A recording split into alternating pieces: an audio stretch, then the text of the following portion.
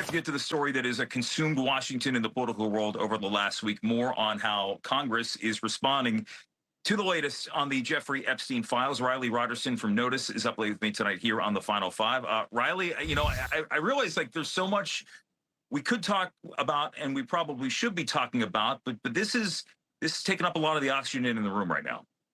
Absolutely. And as a reporter who was trying to report on other things this week, the final week of the House being in session until September, it was almost impossible to get lawmakers off of this conversation topic, whether it's Democrats wanting to emphasize all the new reporting coming out about President Trump's potential ties to Jeffrey Epstein, or Republicans navigating their own internal politics of the votes they were going to do or not do before they left for August recess. It's been really the talk of Capitol Hill.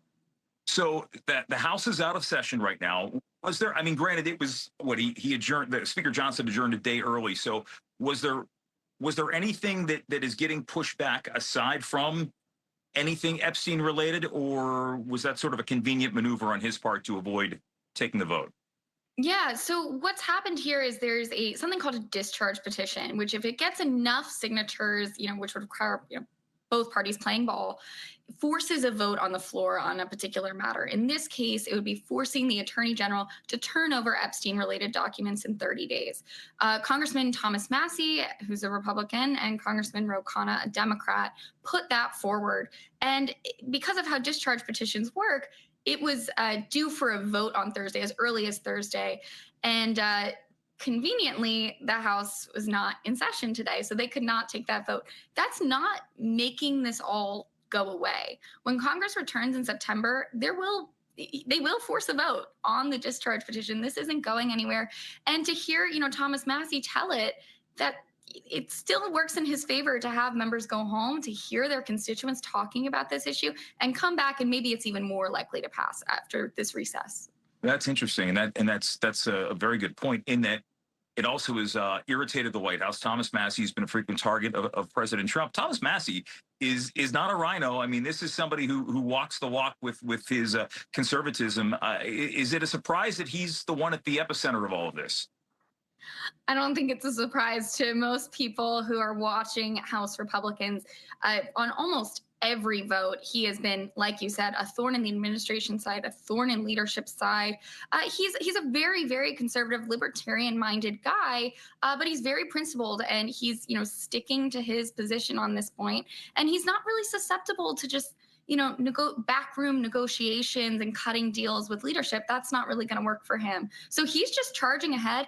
He likes to say that he's Trump-proof. Trump has tried to field a primary challenger against him in the past. It didn't work. He's still here. He's one of the few that has survived a Trump-backed primary challenger. So he sort of thinks he's immune. We'll see. The White House has kept him a target.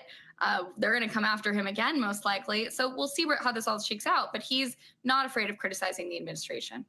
And I saw some reporting from Senate Majority Leader John Thune basically saying, look, the House is going to have to address this at some point. But while the House is out of session, the Senate is still here.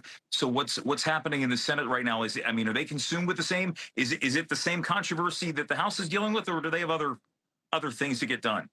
They have other things to get done. They're dealing with nominations for the most part right now. They're not totally immune to this conversation, though.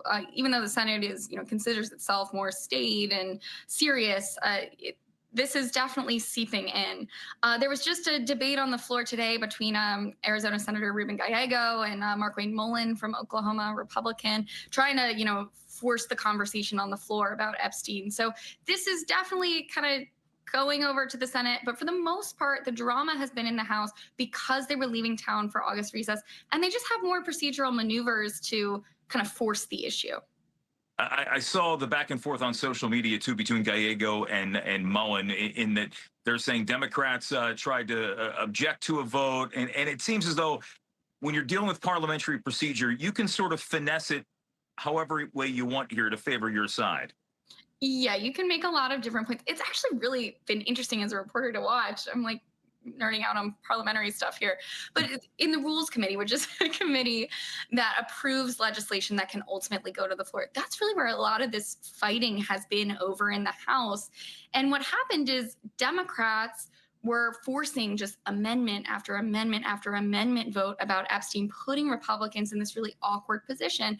And then you have conservatives who want the Epstein files released, but they ultimately decided to like shut down the Rules Committee because they didn't want to take those votes. They thought it was Democratic grandstanding. It's complicated stuff.